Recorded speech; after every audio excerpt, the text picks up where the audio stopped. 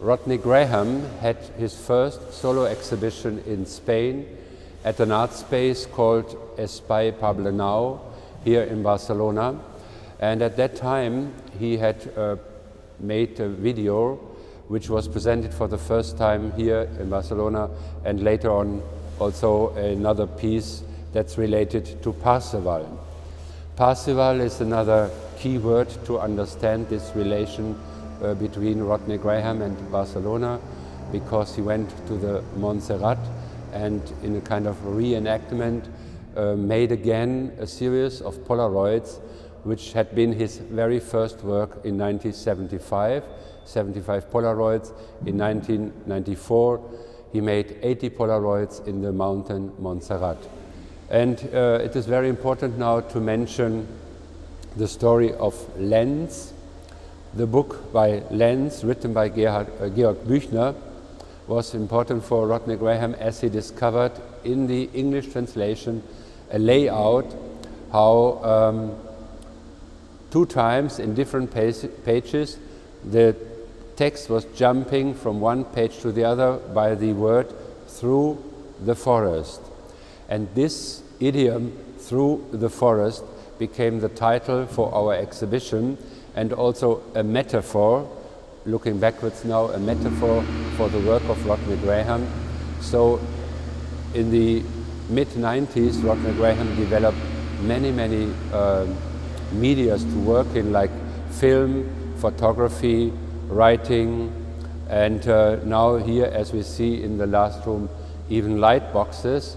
So this complexity of his work, I would like to see it as a kind of forest where you can get lost in, but on the other hand, it is also a discovery to go into this work and discover different paths and different endings. Then the next chapter for film is that we have chosen two videos, film projectors, one film, one video projection, Rheinmetall Victoria and Torquay Chandelier, where the image is about the phenomena of light, a kind of surrealist image that introduces the poetry of film and film images. The fourth chapter is dedicated to the identity of the artist. Rodney Graham is known for taking several roles and to play these characters in different situations.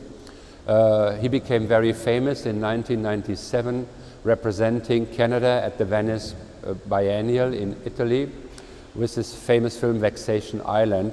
Since this moment, Rodney Graham discovered many other characters, and this exhibition, more related to the early works, shows Rodney Graham then as a musician, as a painter, or as a model of himself in a painter's studio, like in the very recent light box that we are presenting here in this exhibition.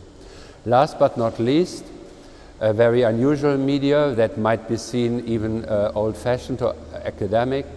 Rodney Graham started to do paintings in 2005, and his very first exhibition, with only a few paintings, was dedicated to Picasso.